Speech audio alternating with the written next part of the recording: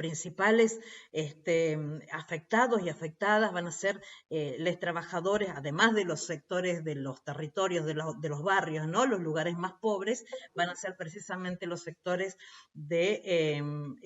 la clase trabajadora perteneciente a los distintos ramos del sector privado. Entonces, bueno, reconstruir este modelo productivo, si no es a partir de pensar una base diferente que nos hable en términos de una verdadera soberanía, una soberanía que tenga que ver con la soberanía energética, con la soberanía sobre nuestros recursos esenciales, con la recuperación de aquellas empresas básicas y estratégicas de nuestro patrimonio nacional, que aquel neoliberalismo tan cruel de Menem, a quien lo único que le tengo que agradecer, le tenemos que agradecer, es el nacimiento de nuestra CTA, porque el resto fue en saldo negativo. Bueno, frente a esta crisis y frente a esas políticas neoliberales que vinieron a hacer cultura, que vinieron a hacer riquezas cada vez más grandes para cada vez menos cantidad de gente y cada vez para generar fábricas y fábricas de pobres y más pobres, y donde ya ni siquiera el empleo asalariado dejó de ser generador de pobreza, porque hoy por hoy las y los asalariados pasamos a ser nuevamente, el trabajo asalariado pasó nuevamente a ser generador de pobreza. Bueno, tiene que haber una manera, hay otra manera de distribuir más equitativamente, con otra mirada, la riqueza que producimos las y los trabajadores. No hay posibilidad de un ciclo de transformación, comercialización, distribución y consumo, si no es con una mirada que sea más equitativa en estos términos. Así que bienvenidos los debates, bienvenido también el tiempo, a pesar de lo horroroso y lo impensado, y tal vez lo angustiante también, porque nos genera muchísima incertidumbre de cómo va a ser la salida de esta pandemia, pero sí nos da la posibilidad de pensar y de repensar todo aquello que ha hecho que fracasemos como humanidad a lo largo de tantos años de políticas neoliberales, y que aún con gobiernos populares, aún con gobiernos más cercanos a los intereses de las mayorías populares, se ha logrado revertir e ir al fondo del hueso, que en definitiva para países dependientes como el nuestro, como los de nuestra región, siempre pasaron por el mismo lado, ¿no? Privilegiar los intereses de los grupos concentrados, privilegiar los intereses de los pagos de la deuda externa, privilegiar lo que sea la acumulación depredadora y extractivista,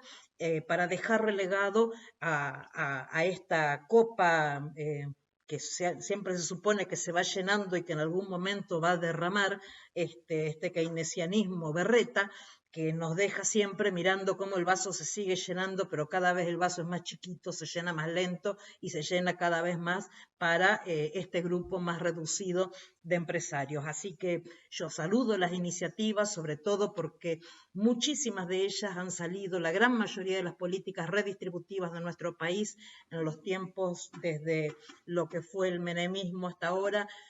las políticas redistributivas han surgido desde el seno de nuestra CTA. Ha tenido que ver con el Frente Nacional contra la Pobreza en el 2001, ha tenido que luego lo tomaron después cuando asume el gobierno de Néstor Kirchner, antes con Duhalde, a quien también fuimos a presentárselo, pasó a formar parte de los primeros planes de empleo, lo que fueron los planes de jefe y jefa de hogar. Para nosotros la consigna "ningún hogar pobre" en la Argentina sigue más vigente que nunca. Esto no para generar un ejército de subsidiados y subsidiadas por el Estado que no trabajen, porque nosotros seguimos reivindicando el trabajo, la producción, la cultura, la democracia, y decimos también la equidad. Todo esto tiene que ser con equidad, con una profunda mirada que termine con las desigualdades que genera el capitalismo en perjuicio de las mujeres y disidencias. Así que, por supuesto, cómo no saludar y cómo no celebrar que hoy estemos hablando de un proyecto de ley de expropiación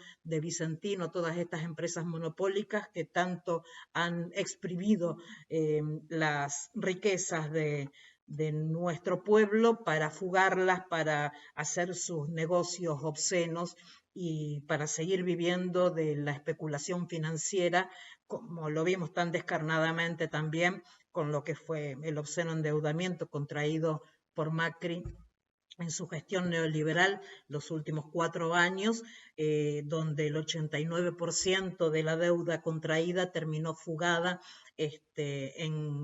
en especulación, en negocios de especulación para los amigos, ¿no? Todo esto, decimos, se tiene que terminar. Esto es la base de la corrupción. La base de la corrupción en la política es la base de la corrupción económica. Es quienes apoyan, quienes terminan apoyando y parasitando de estos negocios que tanto daño le hacen al sistema productivo de los pueblos. Así que, bueno, la formación para nosotros y nosotras, lo más importante. Agradezco, felicito y celebro y les deseo lo mejor para este ciclo y los ciclos que vienen. Y bueno, luche CTA, orgullosamente CTA, a seguir con la concientización y la formación, la organización y la lucha. Volvemos a la lucha desde los lugares en los que estemos y aun cuando sea en virtualidad, también nuestra CTA tiene un poder de organización y de fuego que ya es indisimulable incluso para el gobierno y el poder legislativo también, que nos ha terminado convocando